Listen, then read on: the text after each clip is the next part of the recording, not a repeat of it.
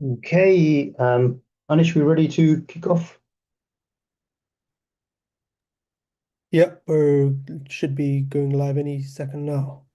Cool, everyone on mute.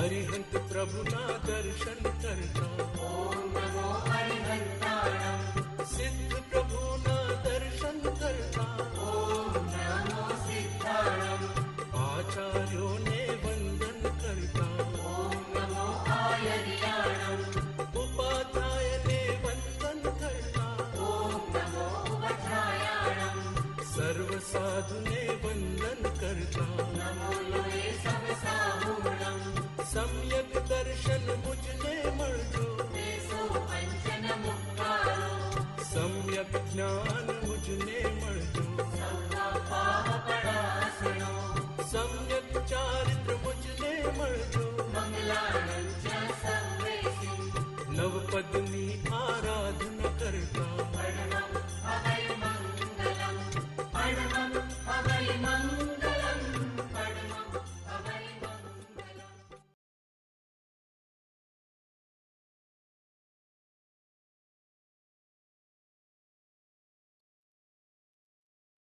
Jai Jinendra, Pranam, and good evening, everyone. Welcome to our webinar today. We're going to talk about mental health, addiction, and stigma in our community, in South Asian communities in general.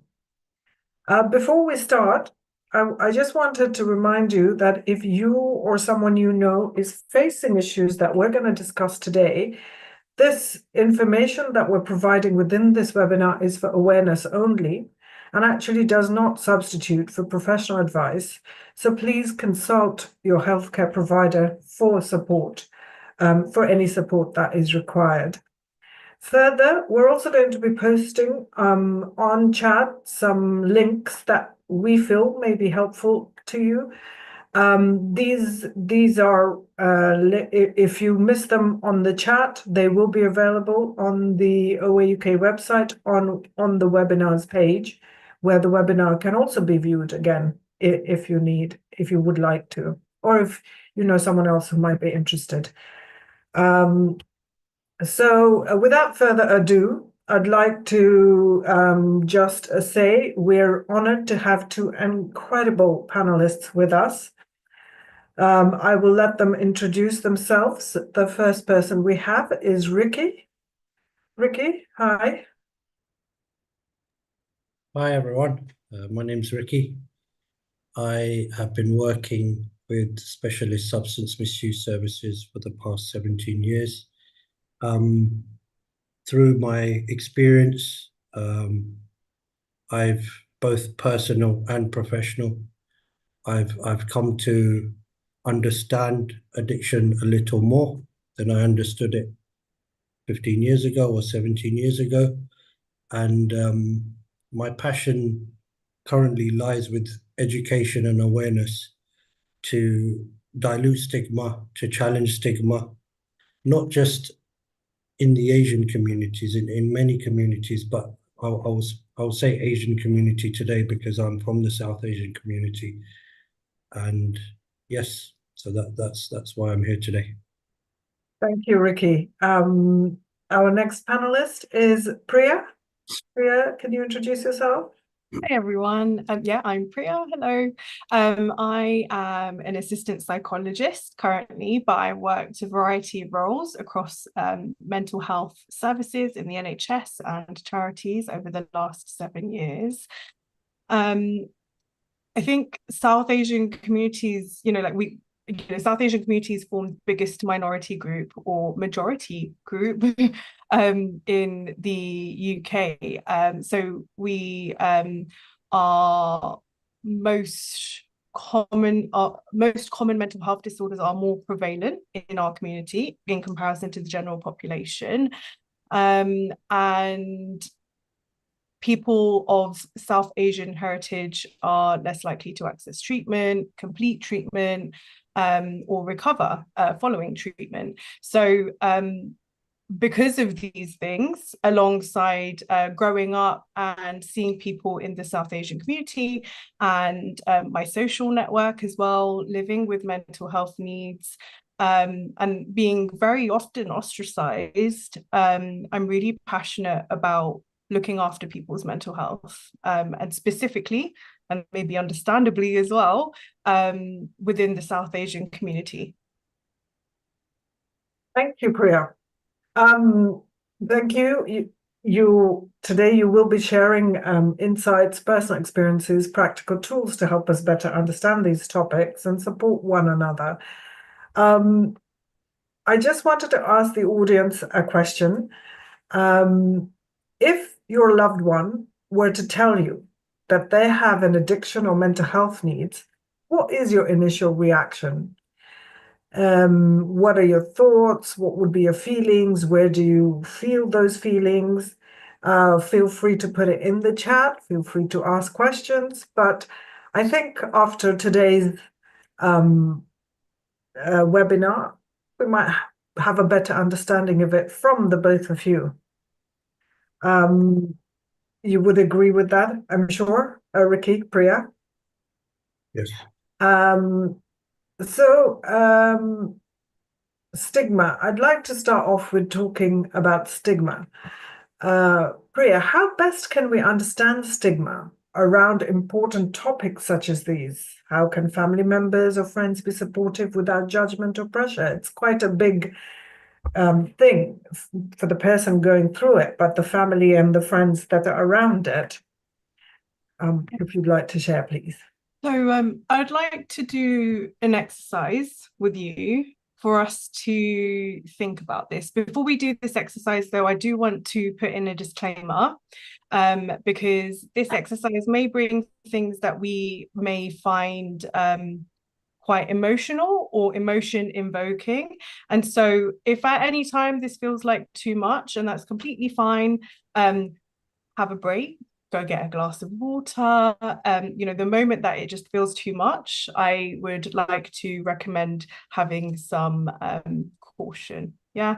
And because it's an imagery exercise, if for whatever reason you are unable to move to go get a glass of water, go have a break, then you may want to think about something that makes you feel really happy and safe and warm and cared for. Okay.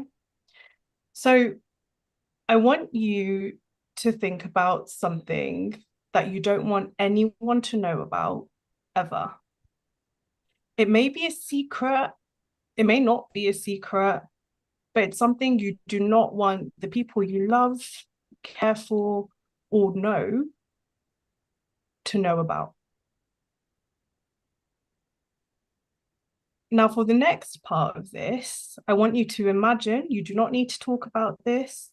Imagine you now have to tell someone about this event or action. You may want to close your eyes as you think about this.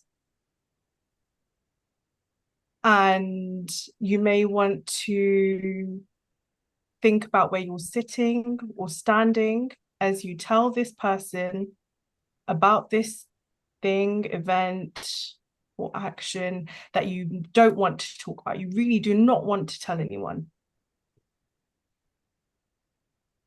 How do you feel?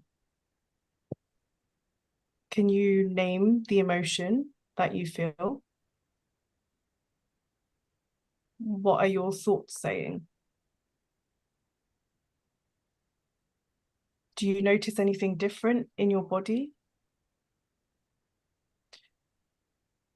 Now, I'm a firm believer that I never ask someone to do something that I haven't practiced myself. And because of, we're in a webinar, so I can't actually ask you guys how that made you feel. I'll tell you how I reacted when I first did this. My thoughts were saying, I have something to be ashamed about.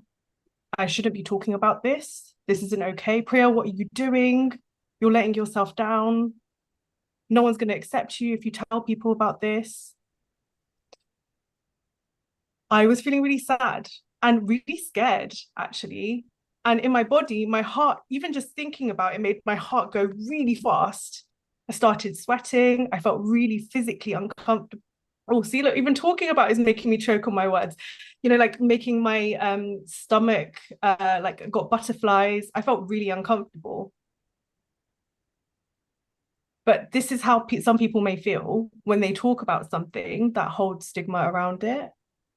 And that's why I wanted to do this exercise with you, because I think it's really important for us to understand that when someone comes to us and talks about something like their mental health needs or an addiction, or maybe even neurodiversity or a disability or anything that they feel ashamed of, that may be how they feel. So I just want us to keep that in mind. If we, move forward from this talk and we're thinking about having a conversation about something where someone may be feeling ashamed, that may be how they're feeling as you talk to them. Yeah, that's actually really, really powerful. I could feel my heart going if I had, scared, if I had to tell someone. That is really good advice for being on the other side. If you're listening to somebody who's been in that situation. We've got a comment from the audience saying that they are a recovery addict and they have been clean for 3 years. It was very hard for the family for many, many years. This is what we're here to talk about. This is standard Asian community issue, isn't it? But after today, hopefully we will understand a bit more on how we can be supportive without judgment or pressure. Yeah. Okay, can I ask, how have your experiences shaped the way you approach support and education? What are the common misconceptions about addiction? Yeah, I think for me, working in this field, seeing service users daily for the last 15, 17 years, it's been really interesting because I think when we do our assessment with our service users, there's one common goal. The common goal is we want to stop this behavior. And through time, the more I sit down with our service users and the more I sit and build our relationship and listen to them, I understand that actually the drug or the alcohol isn't the real problem.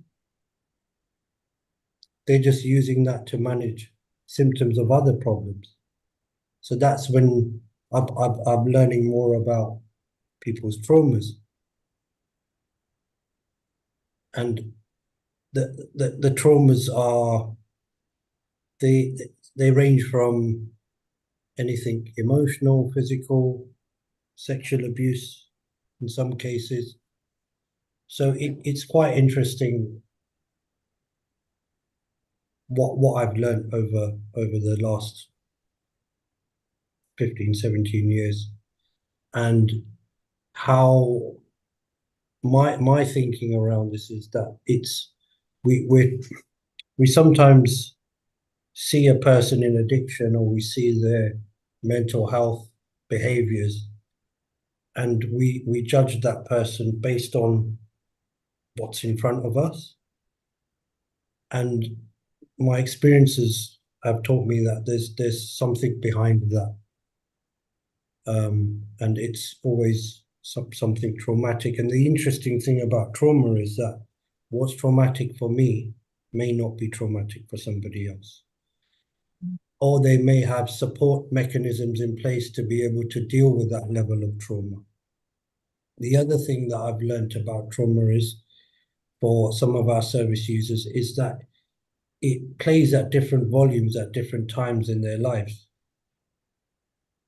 So and if the trauma's semi-resolved or partially resolved or not resolved at all, sometimes there's triggering events that happen in the future that people may relive that trauma.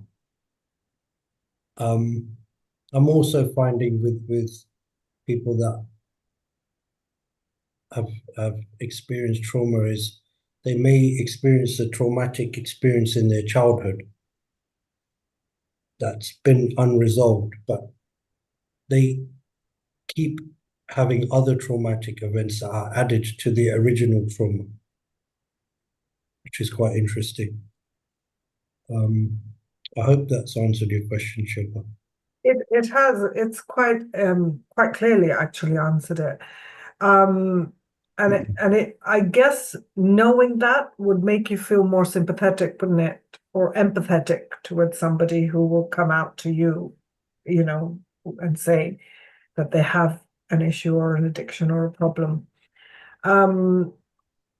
We have another person from the audience saying that the problem with them was drinks and drugs help them drown out the problems. Ricky, can you explain the connections between the trauma and addiction in your work? Are there any resources or practices that you regularly recommend? So I guess, like I was saying before, you know, the trauma is the kind of real issue why people choose to take substances to manage it. So I think once, you know, the person that's misusing or addicted to substances comes to some kind of awareness or understanding that this is problematic, I guess the next step is to confide in someone, whether that's your GP, your mum, your dad, your brother, your cousin, your uncle, auntie, whoever you're close to, is to tell them that you have a problem or you think you may have a problem. So the next steps can be taken to facilitate that. In terms of some of the misconceptions, I know you asked before. So there's something that says addiction is a moral failing. That's a misconception. You know, the reality we would say is that addiction is a complex condition influenced by genetics, environment, brain chemistry. It's not a matter of willpower or morality even. Addiction only affects certain people. That's rubbish. It doesn't discriminate. It doesn't say, you know, you're South Asian, you're Caribbean, you're white British, you're Muslim, Hindu, Jain, whatever, Buddhist. In my work, I've seen all walks of life come and access our service.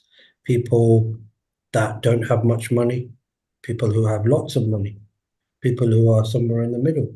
So it's really interesting, you know. Addiction doesn't discriminate. It can happen to anybody. People with addiction lack self-control. This is another misconception. What addiction does, it alters the brain functioning, making it difficult to control cravings and behaviors. So when someone's in active addiction, it affects the brain.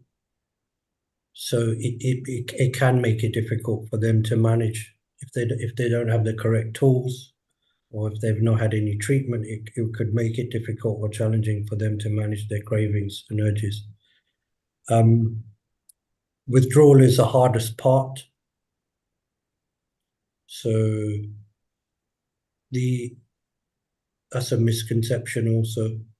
the real recovery from addictions, as we spoke earlier, spoke a little bit about trauma. So it involves addressing those traumas, the underlying issues, building coping skills, mechanisms, tools, and maintain long-term change. But there's also a lot of evidence to suggest that it's difficult to recover from substances in isolation.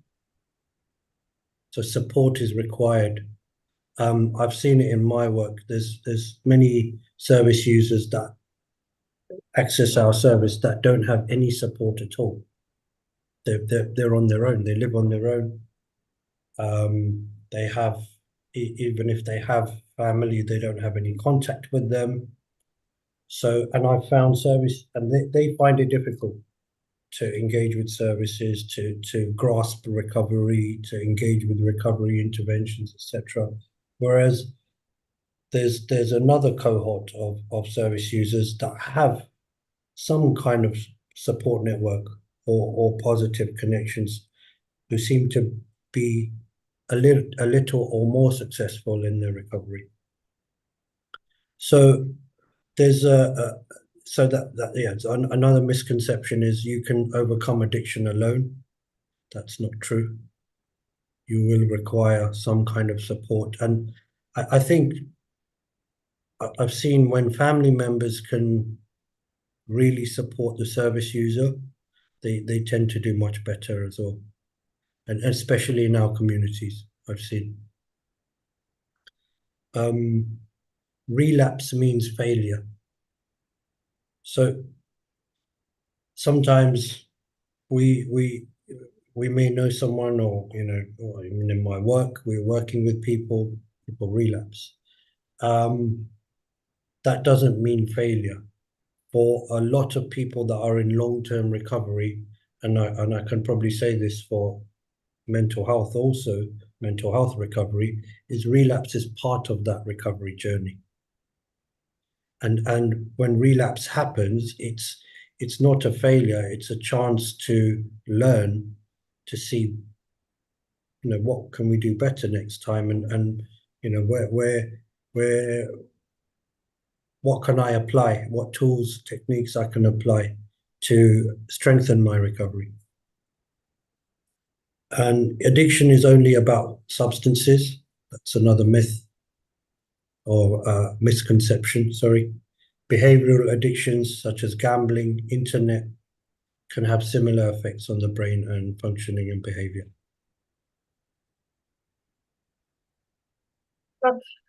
That's quite an eye-opener, actually. We've got a comment in the chat saying that we also feel shame about a family member's addiction or mental health difficulty in our community. And as you said, these are things that you're saying are a myth, but we're often faced with these ignorant remarks, which adds to the person who's dealing with the addiction, adds to their difficulties. And there's also another comment there, Priya. I have been honest with what I was hiding for many years. All those feelings you mentioned, I have been through, and it's still an ongoing process. So that's a little bit going back to you, Ricky, saying that even if you relapse, you go back to it. It's a process. It's not over just because you haven't managed it the first time around.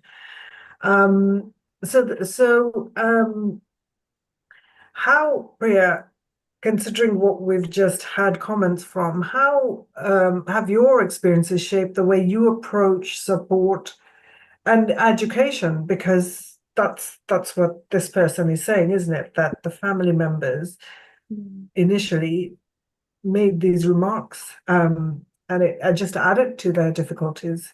Yeah. So I'm of the personal opinion, and I guess this is kind of very much related to how I introduced myself, that we need to be the change that we wish to see, right? So for example, when I first initially started my training, finished my first degree, I said, okay, well, I could sit here and be like, right, I'm really passionate about South Asian mental health. Okay, so what are we going to do about it? And it's about having communication with each other. I think that's what it really essentially always boils down to. As cheesy as it sounds, communication. Okay, so we want to be communicating with each other, but it's not necessarily about, okay, someone is finding they have a difficulty with something, mental health, addiction, whatever it is. But that doesn't necessarily mean that they have to talk about it. Communication, and something that's really important to communication and healthy communication, is also having boundaries about what we talk about. So if we were to talk about something and someone said, actually, I don't want to talk about that, I don't feel comfortable talking about that, that's okay. We respect that in the other person. But also we want to be thinking about, how does that person best communicate? Are they best to communicate verbally? Is it something that you need to be having a conversation about? Is it something you want to text about in this modern age? Some people find it easier to put it into text or writing letters, so they have time to reflect on how they're communicating with you and what's going on for them. We want to be asking questions, but we don't necessarily want to be I have no other way to say it. We don't want to be pushy. Okay. So, like I was saying earlier, right? If someone is saying, I don't really feel comfortable to talk about it, respect that. But also remind them that if they change their mind and they want to talk about it, you're there. And in respect to like how, like caring for someone who has mental needs or caring for someone who has an addiction, it's about being that person's champion. Yes, it's difficult. I get that. It's so difficult facing other people who are giving you this stigma, giving you maybe a bit of a hard time, maybe saying some ignorant remarks, but advocating for that person, saying, I disagree with what you had to say there. I think that X person has been through a lot of hardships, and it's understandable why they are where they are now. And they're trying their best. Actually, something to add to what Ricky was saying, actually, I was thinking about was about the link between trauma or like mental health needs and addiction, because what we notice very often, and it's not necessarily just with addiction is just one form of this, is avoidance. The way I like to think about it is, if you put your hand, please don't do this, guys. But if you put your hand in a pot of really steaming hot, bubbling water, okay, it's boiling hot, the initial reaction, the reaction that's reflexive, you're not even going to think about it, is pull my hand away, right? I don't want my hand in that hot water. The same way that if we have something traumatic that we've experienced, we're going to want to pull away. Okay, be that some form of addiction, be that chucking ourselves into our work, anything to get away from that pain. And what we're thinking about here is that we want to acknowledge that that's how our bodies are pulling away from that pain, but also taking responsibility and saying, right, now I've noticed that this is how I'm pulling away from that pain. What am I going to do to support myself to process that pain? Of course, if it was a physical example, I would always recommend pulling away from the pain. Please don't hurt yourselves. But in the kind of context of psychological trauma, we want to be thinking about, how can I support my brain to process this? And different people have different ways of processing emotionally charged situations. I, working in psychology, am always going to recommend therapy or psychological support in some sort of form. But whatever that looks like for you, I'd highly recommend it, as long as you're being kind to yourself in the process. Okay, that, I suppose the same thing goes. So if I'm the person that's supporting somebody with mental health, what I hear, and this is a little bit related to what Ricky's saying about the relapse, I guess the person supporting can also be I wouldn't say getting tired, but they would also need support to keep supporting, isn't it? Because you 100%. are also an individual with Yeah. your own needs and brain and feelings. And while you're happy to support it, and parents especially, Mhm. or families and friends around people who are going through that can get worn out, I guess. I don't know what. Yeah. It's a So lot kinder than that. They don't mean to, but they can. Do you understand? 100%, Um, yeah. and Sorry, yeah, I keep on talking over you. It's just because I really want to say what I want to come in, Priya. Sorry, was there something else that you wanted to No, say? I was just thinking that could you use some of these techniques for the supporter Yeah. as well? Yeah. 100%. It's actually something that so you know how earlier I was saying, like, I worn many caps. I've worked in a lot of different roles across mental health services and support that's available to people. And one of those caps was working as a carer support worker. And something that the carers I worked with probably got sick of me saying it because I was saying it so much. But it was about, you can't pour out of an empty cup. And being emotionally impacted by someone else's emotional pain is completely valid and completely okay to experience. What we want to make sure we're doing is not blaming that person. Okay. We want to be taking responsibility for our own emotional reactions to things and thinking about how we can best support ourselves. You can't pour out of that empty cup. You can't pour into the person you're caring for if your own cup is not filled. It's so important.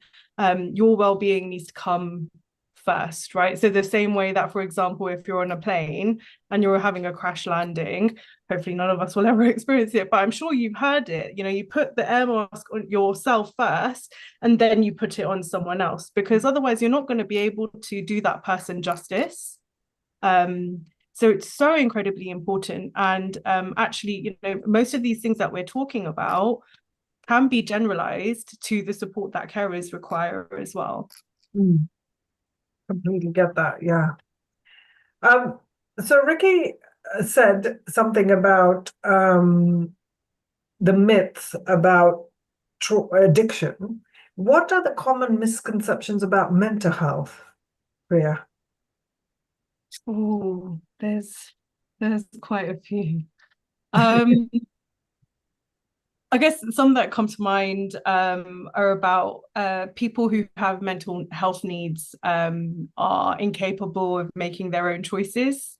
I think people assume that just because someone has mental health needs, that they can't make the correct decisions, when actually we know majority of people can make the correct decision for themselves, because a lot of decisions in life are subjective, right? It's dependent on who that person is. We may not necessarily agree with it, but we need to support people to be able to make their own decisions.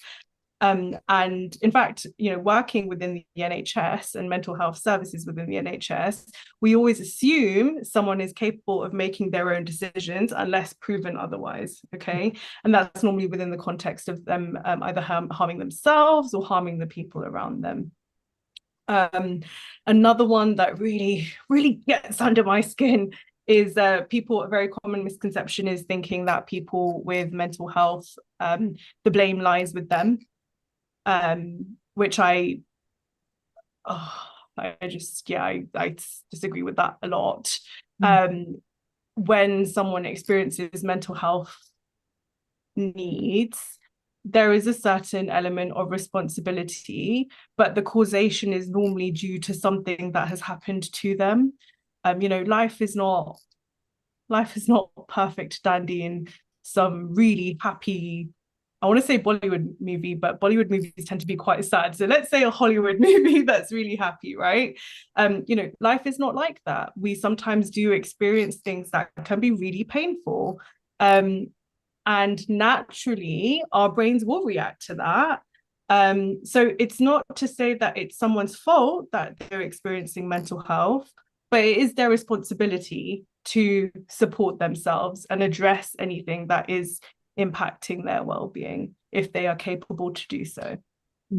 I mean, the list goes on, but I will kind of add one last misconception, and that's that people choose to have mental health needs. So that's a reflection of the last 2 points that I've made, right? About people being incapable of making their own choices and it being people's fault. But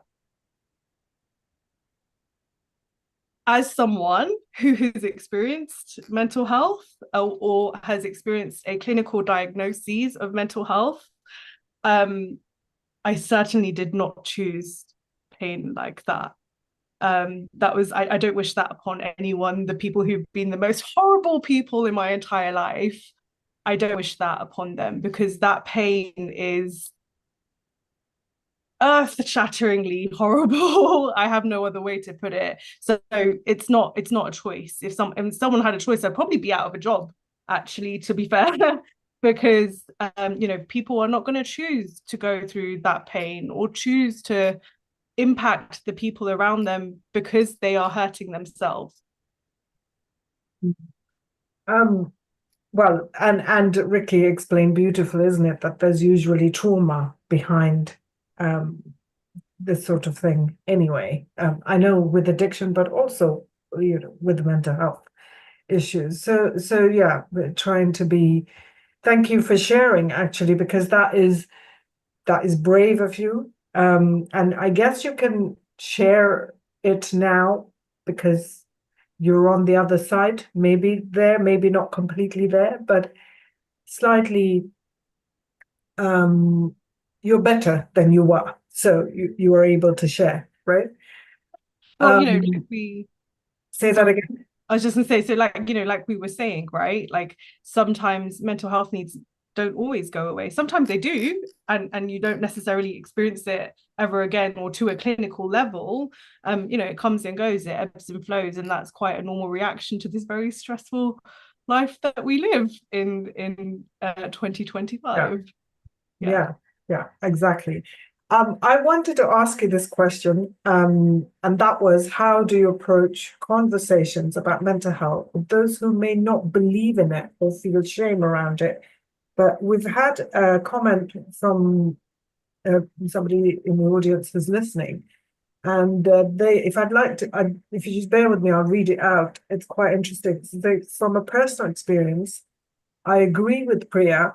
And what really helped so much whilst my daughter was receiving therapy, we as a family also received support. And this included teaching on how to help my daughter to say things or do or not do or say or not say. It also helped us to have an arena to share our own feelings about my daughter's health. So that's quite a powerful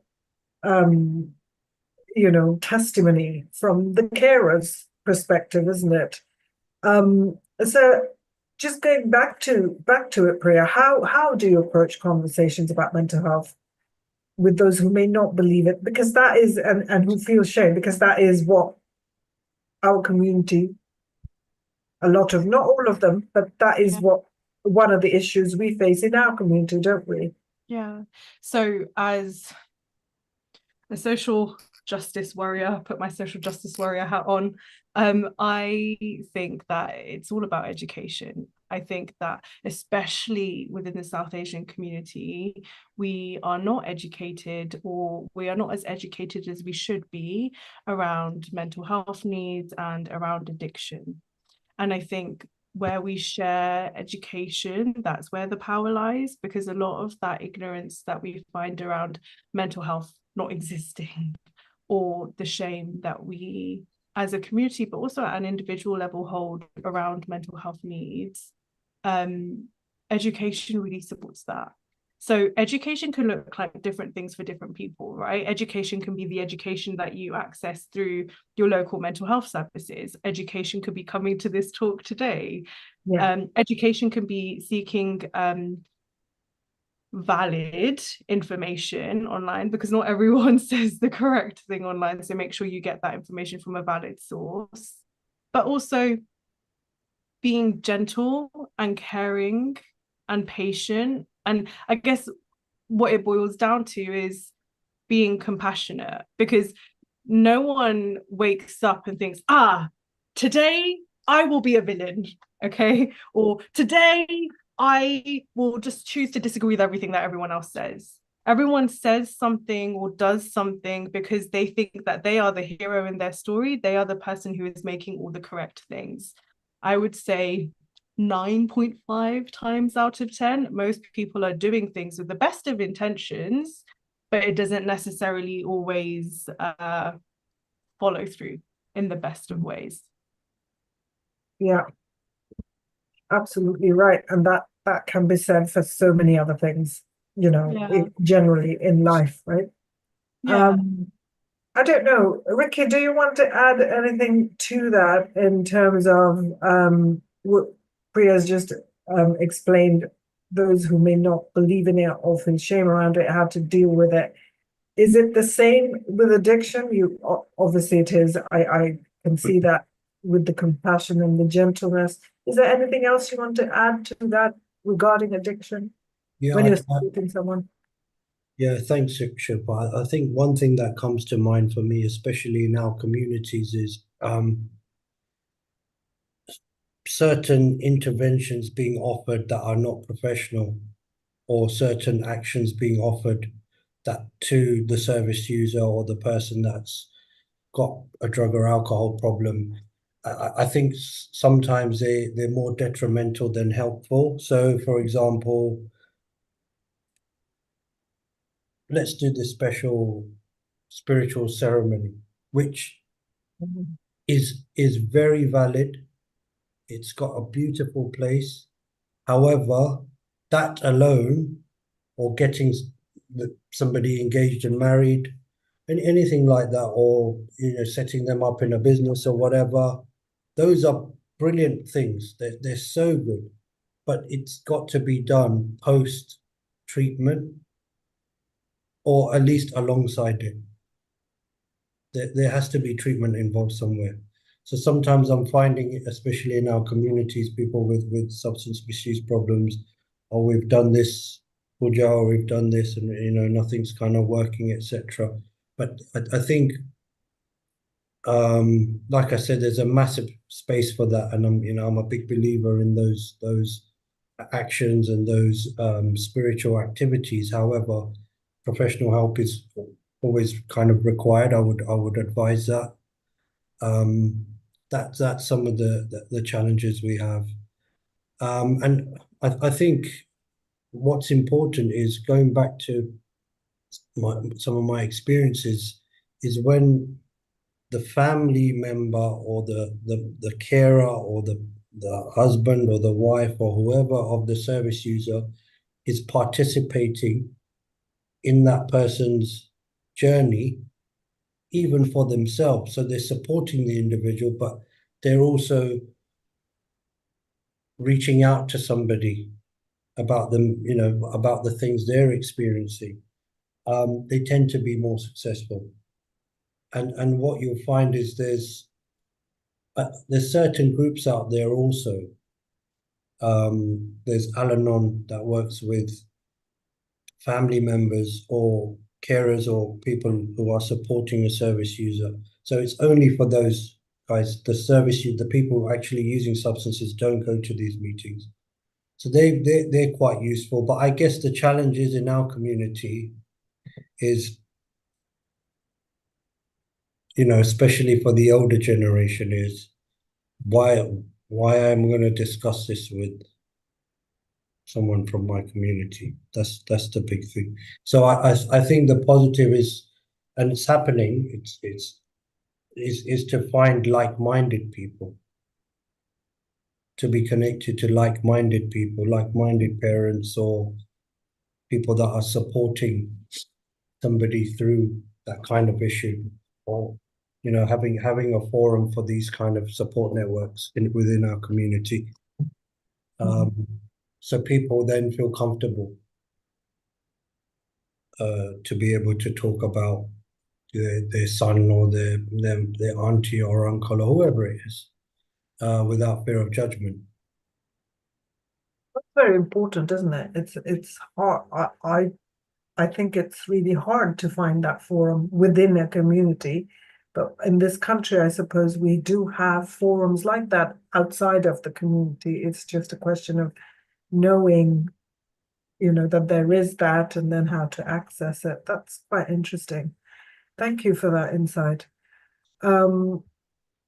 So, Priya, how does you mentioned that your interest is also in neurodiversity, and I am a health and wellbeing portfolio in the OA UK community, but I'm also the portfolio holder of Enabling Network, which is we try and bring in disability awareness into the community and make the community more accessible for all kinds of disabilities, physical and learning disabilities. So I'm quite interested in how does neurodiversity shape a person's mental health journey? There are many ways that neurodiversity can impact a person's mental health journey. I think that what's important to remember is that people who are neurodiverse, because they exist in what we call a neurotypical world, are more likely to face challenges in their lives that are more likely then to impact their mental health. So, for example, people who are neurodiverse are more likely to experience anxiety and depression in comparison to people who are considered neurotypical. And because of that, when people who are neurodiverse are accessing care, there may be, for example, additional communication needs. So I don't have a confirmed diagnosis because as many people who may be waiting to access support know, there are very long wait lists for an assessment or a diagnosis of like a neurodiverse assessment, right? So I've been waiting 5 years.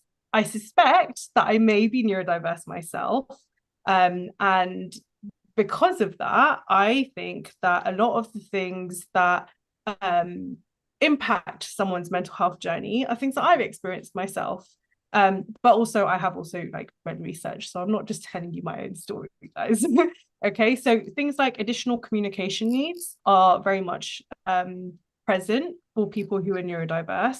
That may not be everyone. Some people don't require any communication needs because neurodiverse brains are just as different as neurotypical brains, or the way my brain is different to Ricky's or is different to Shilpa's or anybody who's watching, right? So communication needs may be a barrier within the mental health journey. So it's really important to discuss what communication needs you have. So that may look like, for example, having written confirmation of things or having a written summary of things that you've learned about, or having different variations of the support available. So for example, having a online appointment instead of having a face-to-face appointment, or having a picture guide of a venue before you go to it, so then you know what it looks like and you're not going to feel really overwhelmed taking in all of this sensory information. You may also require specific medication. For example, if you are diagnosed with ADHD, then some people who have ADHD choose to have medication for that, and that can support their engagement with care as well. So, I mean, the list goes on. I'm probably not going to go and explain all of it, but there are definitely some things that need to be kind of kept in mind if someone is neurodiverse and is also going on a mental health recovery journey. That's really some tips. Some of those tips are really useful on the other side, because we're trying to put up some venue checklists and some media, social, how things are advertised, and just trying to make things more accessible.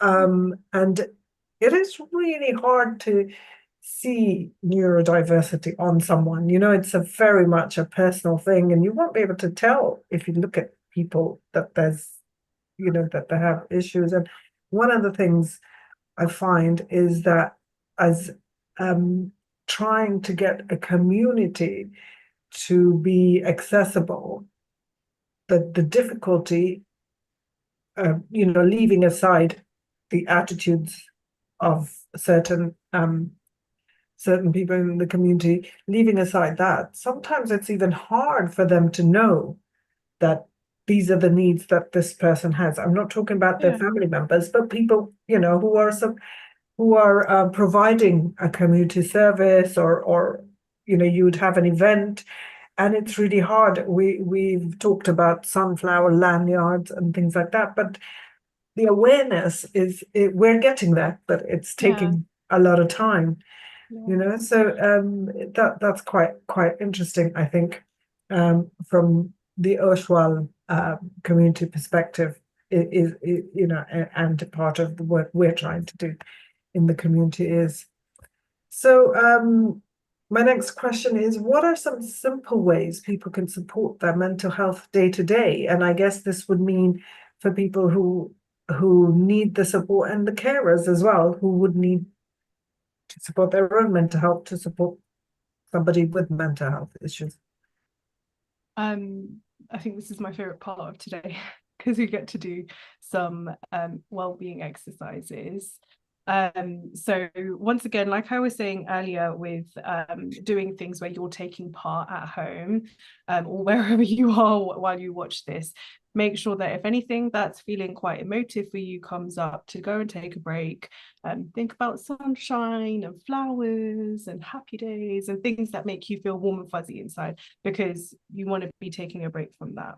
Hopefully this won't bring up things that may feel quite emotive or difficult for you right now, but just in case, this is what you can do. Okay, so these are actually all things that I use myself. I am a firm believer that anything that I recommend, as I said earlier, I recommend to other people, I want to be doing myself, right? So this is something that I use probably a couple of times a day. It's called the 5-4-3-2-1 technique. Some of you may have heard of this before. And the technique itself is focusing on using your senses to bring you back into the present moment, because we know that sometimes when we're not feeling too great, it's normally because our mind is not in the present moment. It's either way in the future or way back in the past. And so we want to use all 5 of our senses to bring ourselves back into the present moment. So if you'd like to practice this with me, then please do have a deep breath to bring yourself into the present moment, breathing in through the nose and breathing out through the mouth. Getting comfortable in your seat or wherever you're standing. Feeling the back of your seat against your chair. Releasing any tension in your shoulders by rolling them forward, up into your ears and down. You may want to have a gentle stretch here, or whatever feels comfortable for you in the neck. And having another breathe in through the nose and out through the mouth. So as you do this exercise, quietly note these things in your mind. If you're by yourself and you're not going to distract anyone, you may want to say this out loud as well. We're going to look around ourselves. We're not going to reach for things, but we're going to look for 5 things that we can see. We're looking for small details or patterns on the ceiling, or maybe the way the light reflects off the surface. An object that's in front of you, a color, a shape. And I'll give you some time now to notice those 5 things.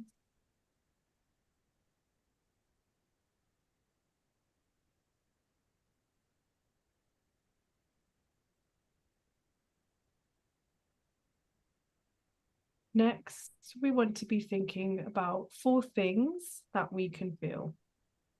So that may be the sensation of our clothing on our bodies, the feeling of the floor underneath our feet, the seat we are sitting in, the temperature of the air around us. And what are 3 things that you can hear? You want to start closer to yourself and then move further away. So it may be a laptop, my voice, your own breathing. And then you want to pay attention to the sounds you can hear outside. Are there cars passing by? Are there birds singing? Can you hear the wind? Or a clock? And what are 2 things that you can smell? There may be an air freshener. With the nice weather, maybe someone's having a barbecue.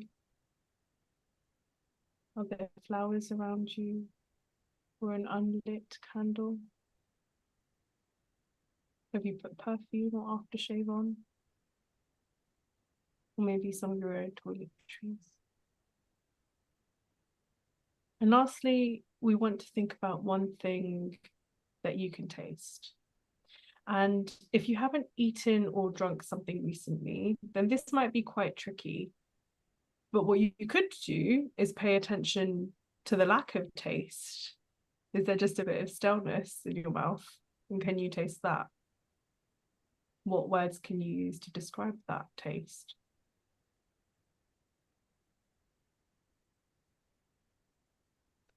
Having another deep breath in through the nose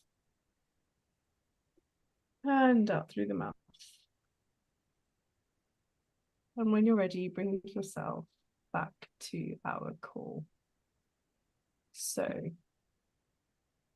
I don't know how you guys are feeling at home, but from the looks of Ricky and Shilpa, I think it's done its job. It can be quite calming, and it's actually a really nice way to bring ourselves back into the present moment.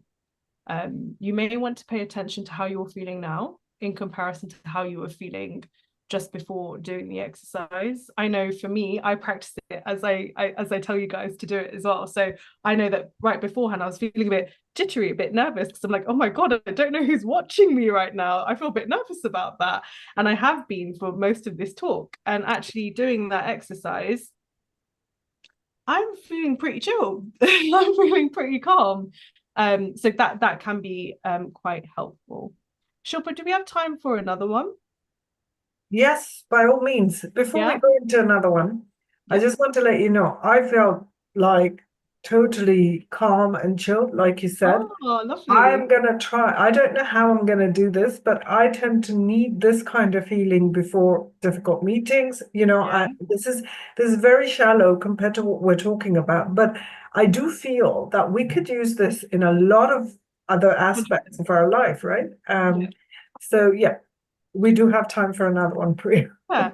Well, no, but so this is exactly why I thought it's a great space for us to talk about this, right? Because yes, fine, doing grounding techniques, which is what we call these when we ground ourselves into the present moment with all of our senses. Doing grounding techniques or using grounding techniques can be incredibly helpful to support someone who has mental health needs. But actually, everyone has mental health needs. Everyone has a stressful day at work or feels stressed out because the kids aren't behaving at home. We all have these moments. That's a very human experience, and using these tools can apply across the board. It's not necessarily specific to a clinical diagnosis of a mental health need. So that's a very good example. And actually, I did that myself. I did 5, 4, 3, 2, 1 before we came onto our call today as well. Okay. Ricky, is there anything you'd like to add? No, that was really good. I enjoyed that. Okay. Thank you. Oh, thank you. Okay, so let's crack on then with our second exercise for today. Our second exercise is called soothing rhythm breathing. Some of you may have heard of this before. Breathing exercises can be incredibly powerful in regulating our nervous systems, because we know that a lot of our mental health needs are reflective of what's going on for our bodies as well. So our bodies are very intricately connected with how we make sense and experience things in our worlds. So what we do is we use science, which has told us that regulating our breathing, having a rhythm in our breathing, can really help our nervous system to chill out. Okay, because I don't know about you guys, if I'm having a stressful day at work, for example, my nervous system's like, okay, I need to do this, and then I need to do that, and then I need to do that. Lunch? Who needs lunch? So I'm going to use some soothing rhythm breathing to bring my nervous system down. That's not to say I'm going to put myself to sleep, because that's not helpful. But we can use a couple of minutes to just calm ourselves down so that we're in a place where we can be the most efficient version of ourselves, the most calm and most maybe perhaps reflective versions of ourselves. Okay. Okay. So let's have a deep breath in through the nose again. And out through the mouth. Taking a moment to embody a grounded, confident, and upright posture. Rolling our shoulders forward, up and back, as comfortable as or as capable as you are able to do. Having a gentle stretch of the neck to release any tension in that area. Unclenching your jaw if it is clenched. Grounding your feet into the ground.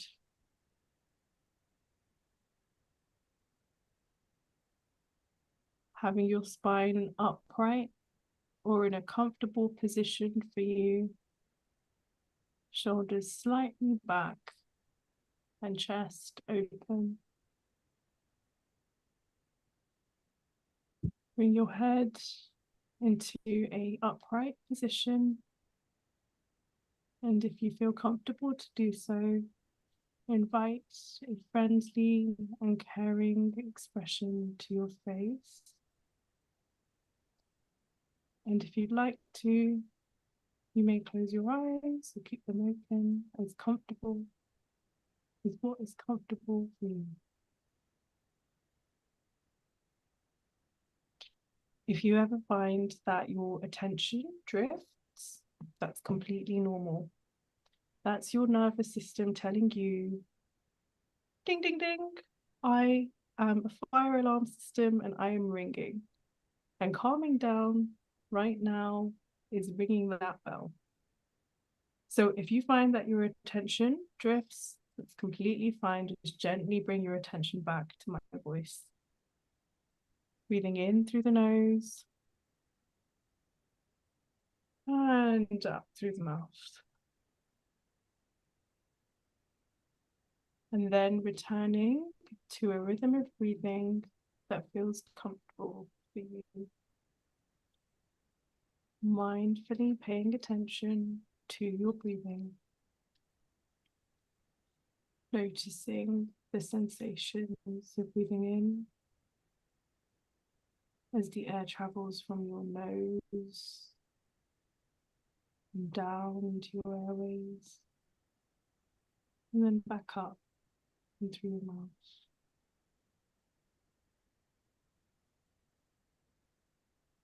As you hold your attention on the flow of your breath, see if you can find a soothing or calming rhythm. Take some time to experiment with this. I know when I was first told this, I didn't know what that was. What is soothing and calming breathing? Be patient with yourself, it will come with time. Does it feel more comfortable to breathe a little bit slower? or a little bit faster? Does your breath need to be deeper or shallower? Finding what feels comfortable for you and what you need right now. Breathing in a smooth and even way.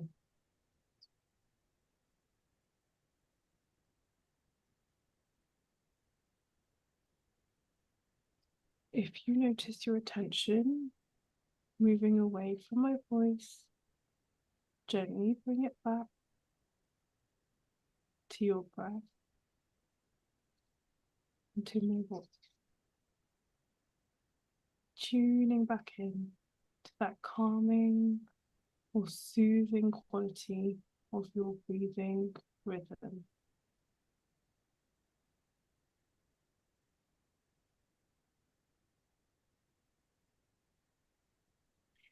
As you continue, see if you can imagine a sense of slowing down in your body each time you breathe out.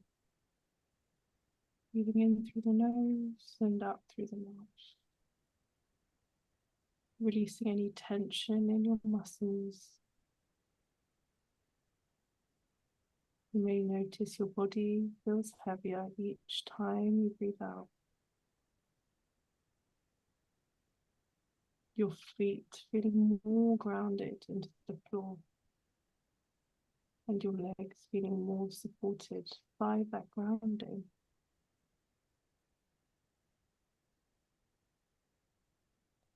Continuing to practice this breathing rhythm and noticing mindfully when your awareness is distracted from this focus on your breathing. In through the nose and out through the mouth. Focusing on that flow of soothing rhythm breathing.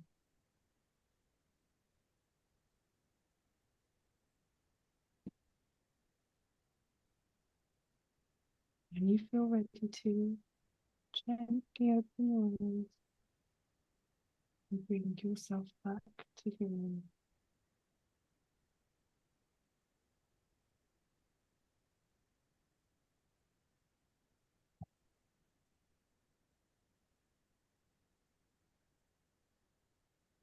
So I want you to think about how you're feeling after doing that. I find at this time of the night when I'm doing my soothing rhythm breathing, I'm ready for bed because it's that calming, and I'm hoping that it felt that way for you guys. Ricky, Shilpa, any feedback on that? Absolutely right. There's a comment actually, Priya, amazing, love both grounding exercises. We'll be trying them next time. That I feel overwhelmed or wound up. So yeah, people are feeling that. Yeah. And that thank you very much for that, Priya. Actually, as I said, I will be trying it in different areas of my life for sure. Right. And if you do want to try these exercises or try slightly different ones, then they are all in the resources that we've shared and that Oshwal will be sharing with you as well. Yeah. Because some things may not work for some people, and that's completely fine. If you finish this exercise and you're like, that was just really stressful, I couldn't find a soothing rhythm breathing, which is completely valid. I've had that reaction before. And again, it's just that nervous system. You're like, ding, ding, ding. I need to be paying attention to everything. I don't have time to be relaxing, because relaxing in itself can actually sometimes be quite stressful, can put us on edge. So I hope that maybe if these two didn't work for you, something else in those resources will. So give it a go. Yeah, just to remind everyone who's watching that these links are obviously going in the chat, but also will be on our UK website where the webinar is stored. So they are available if you haven't had time to write them down or save them or something. Thank you for those. Priya, shall we do, Ricky, shall we do a 5-minute checkout now? Yeah. Audiences, please do feel free to type in any messages that you have. We will be looking at them. So one more time, if you or a loved one were to tell you that they have addiction or mental health needs, what is your initial reaction? What would be your thoughts? What would be your feelings? Where do you feel those feelings? So this is checking out what we talked about right at the beginning. And I guess in addition to that, also thinking about how that's changed since And you've how that's checked in as changed. well, right? Absolutely. I am hoping, if I take me, for example, I am hoping that the way I approach it will be different with what I've learned today, the way I approach my feelings about it and validate my feelings to myself while you're supporting somebody is just as important as well. Your thoughts, Ricky, on that? Yeah, I think when you were talking, I forgot to speak about something that's quite common, which is denial. And that denial isn't always with the person using substances. Sometimes the denial lies with maybe the parent or the partner or the son or the daughter, etc. So I think, yeah, that just came up for me was the working around the denial, not just for the service user, but for the person that's supporting that service user. And I've seen that in our community. And that denial sometimes leads to enabling behavior, and that person is just enabled to continue opposed to get help. So That's a really good point, actually. You wouldn't, that's just come left side, that it enables behavior. That's really quite important, actually, to consider. And I think so we're open to questions, audiences. If anyone has any questions, please do feel free to type them into the chat. We will look at them. just while we're Carry on, Priya. Sorry, Shilpa. I keep on doing this. I'm so sorry. No I was just gonna say I was just going to say, like, in addition to what Ricky was saying, right, about that enabling behavior, I think especially within our communities, and I guess while we have a bit of time whilst we're waiting for the questions, especially in our communities, we're taught across the board, right, that we're taught to be people pleasers. We're taught to kind of appease other people, and sometimes appeasing other people may look like actually enabling people's behaviors when they're not necessarily very helpful. So that was such an important point, Ricky. I'm so glad that you mentioned that. Yeah, totally agree. And while we're waiting, we might not have any questions. I just wanted to say, what gives... Okay, we do have a question. Do you recommend approaching someone you suspect is going through addiction, or is it best to wait for them to ask for help? It's a really important question, actually. To both of you. Ricky, you can start. You can go first. Give Priya a break.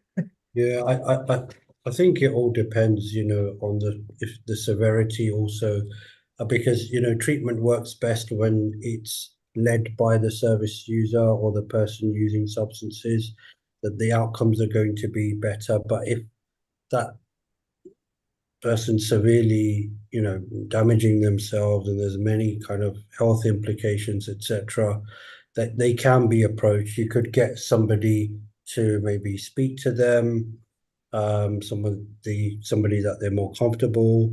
You could maybe drop kind of sow little seeds, maybe leave some pamphlets around the house or whatever. Yeah, you just have to be creative, I guess, in how you approach that person. But I think most of the time, if somebody is misusing or dependent on substances, it'd be quite apparent. And I think as people that care about people, I think it's your right sometimes to ask, is everything okay? I've noticed you've been behaving in a certain way, but I guess it's how you deliver that information, right? If it's coming from an angry place, etc., it's not going to be received very well. So, I mean, it depends on who's delivering it also. But yeah, I think the best way sometimes is to just speak honestly and ask the person, are you okay? Are you struggling with anything? How can we help? If they may not open up then, but if it's said in such a way, they may think about that 2 months later or 2 years later, and they may open up. So, yeah. Good point. Okay.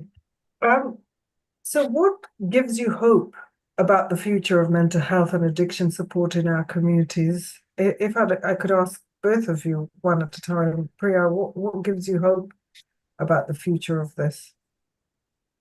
Events like this.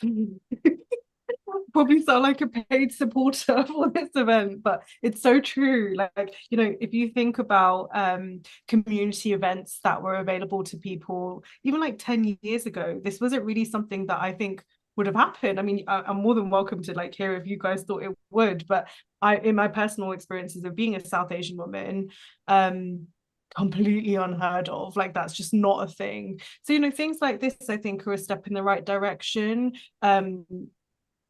Promoting awareness, educating people about the support that's available, what that support may look like, but also how can we as a community support people that we love and care about. I think that being able to educate people is so important, but also like people showing up to these events. It's one thing for us to kind of sit here and us talking about this, but having people at home engaging with it and asking questions and paying attention, I think that says a lot. That gives me hope, because that suggests that there are perhaps more people out there that want to talk about mental health, that want to talk about addiction.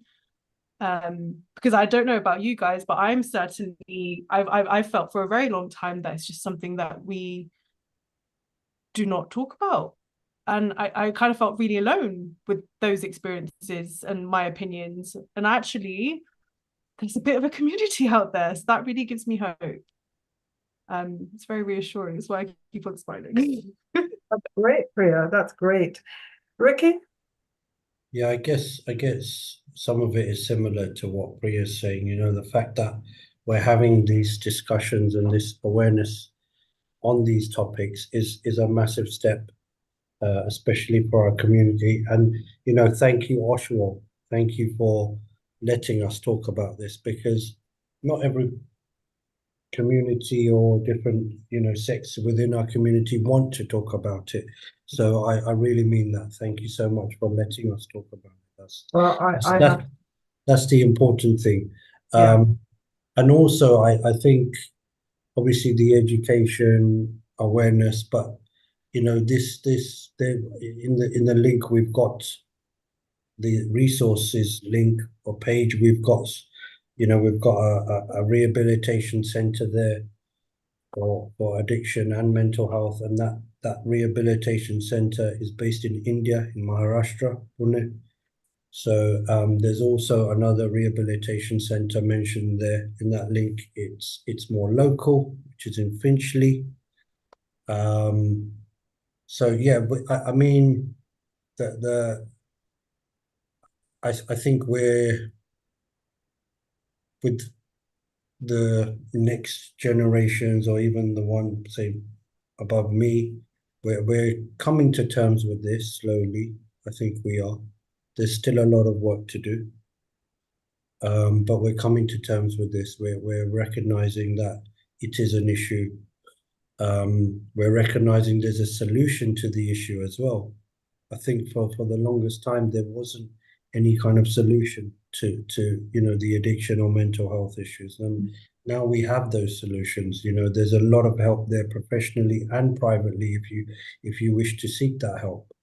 So I think the future is very hopeful. I hope there's more discussions people have about this. They don't have to be open.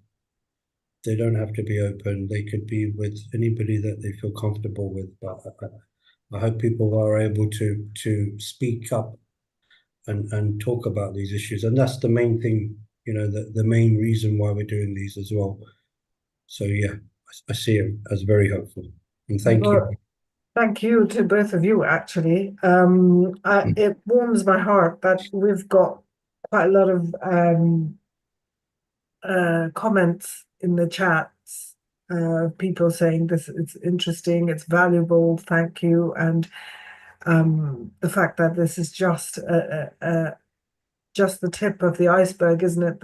We could talk about this for hours, or we could learn about it for hours, but I'm glad. I'm glad about the hope, and I hope we continue to educate people in this manner, collaboratively. It's pretty cool, actually. I would say this is a fun question, fun in inverted commas. If there was one myth or stigma you could erase overnight, what would it be? Ricky, you go first. So many, so I got it.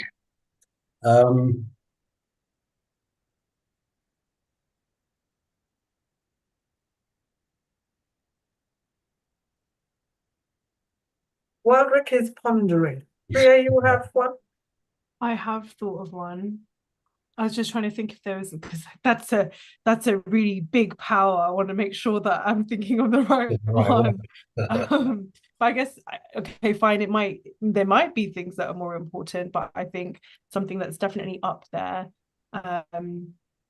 is this myth around it being someone's fault. I think it's so damaging, the amount of people that come in to services that blame themselves for what they've experienced, how other people have treated them, or the amount of abuse that people have experienced, for example, or neglect. There are so many implications of blaming that person. I mean, even now, just talking about it, I feel like I want to tear up. It's so heartbreaking, the way that blaming someone for their mental health needs impacts that person. And I think if we could erase that, I think that in itself would be so healing, knowing that people's mental health needs are reflective of their experiences and not necessarily reflective of who they are. Not to say that someone's mental health experiences are separate to who they are, but it's that mental health needs, in my experience, tend to be in reaction to something that wasn't very nice in their lives. And actually, most of the time, people do not have control over those things, unfortunately. And so if we could erase one, I think that would definitely be up there, because it's not someone's fault if they're experiencing mental health needs. It's their responsibility, like I said earlier, to address that, but it's not their fault. Yeah, I totally agree with that, Priya. The one thing that this is like a stigma thing. Apre Gujarati man, there's a certain generation that would say, wouldn't they? This is what I would like to get rid of. This sentence is a certain generation would say, "Any problem, chair?" And you just sit there and think, problem. No, Not a problem at all. Mental health is so common. It's so Don't common. quote me on this, but I'm pretty sure it's 1 in 5 at the moment. It might have even gone up since I last checked. 1 in 5 people in the UK will experience mental health problems at any one time, right? Yeah. And it's just because you're not accessing support from services doesn't necessarily mean that you don't have mental health problems. Yeah. You don't need a confirmed diagnosis in order for something to feel off. Diagnoses help for clinicians to treat that person, but pain is pain. Like that's gonna be there, right? So if someone has mental health needs, I think that it doesn't matter what box we put that in, because it's still that it's still going to exist. Yeah. Totally agree. Ricky, you want to come back in? Yeah, I've done a bit of thinking, and mine's quite similar to Priya, but it's addiction is self-inflicted. No, yeah, that's powerful. So addiction is self-inflicted. In our community, sometimes this kind of thinking. So it's I think if we could get rid of that, we'd hopefully get to a better place with this. Yeah. Yes, it's something to do with language and something to do with faults, blame, basically. So that is bringing us to the end of our webinar today. Are there any final messages you'd like to leave with our audience today? Priya, go first. I think when talking about things like this, it can naturally bring up a lot of feelings and emotions and thoughts around things that are going on for us in our personal lives. I do this all the time. When I'm learning about something, I'll apply it to my own life, because that's how we make sense of things. So making sure that we have some time after today to wind down, care for ourselves, maybe try one of these exercises that we practiced today again, and really kind of just looking after ourselves is so important. I'm going to be doing this tonight as well, because I think that having these conversations are so important, but can also be quite emotionally taxing. So make sure you look after yourselves, guys. And also, I know me and Ricky have been doing a lot of talking, but Shilpa has done so much work for this event. So I'd just like to thank her, and of course thank Ricky, because they've both been absolutely amazing. And thank you guys at home as well. Thank you, Priya. You have shared personally so much, and that just makes it so much more real, so much more tangible. And thank you for that. That can never be easy. Take care. Thank you. Ricky, any final messages from you? Just that there's a link in the resource kind of page, and if anybody wants any confidential advice from the South Asian community about addiction, they can email the email address, or they can there's a telephone number there as well, a landline number. So it's just confidential advice anybody may need regarding addiction. So please feel free to use it if necessary, and pass it on to family, friends, etc.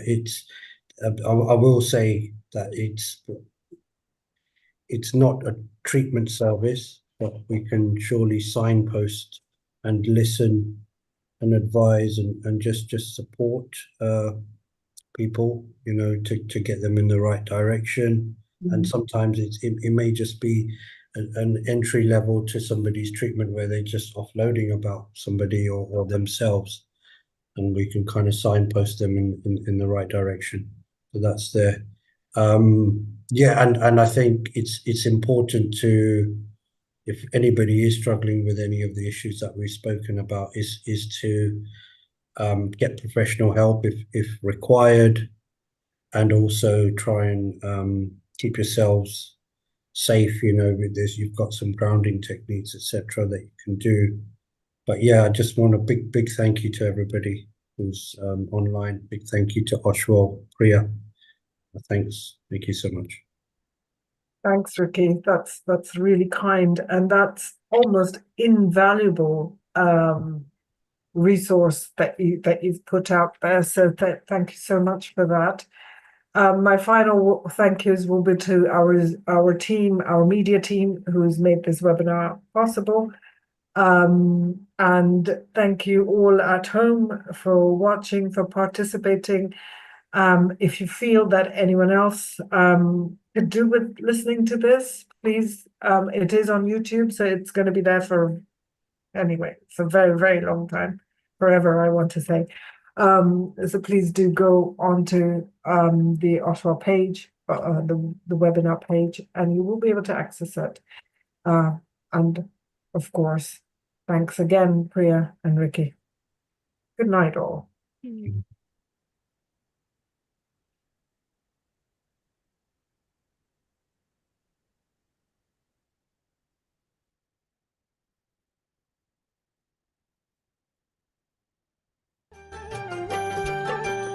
हरिहंत प्रभु ना दर्शन करता ओम नमो हरिहंताणम सिद्ध प्रभु ना दर्शन करता ओम नमो सिद्धाणम आचार्यों ने वंदन करता ओम नमो आयर्याणम उपाध्याय ने वंदन करता ओम नमो उपाध्यायाणम सर्व साधु ने वंदन करता नमो लोके सब साधूणम सम्यक दर्शन मुझने मर्जो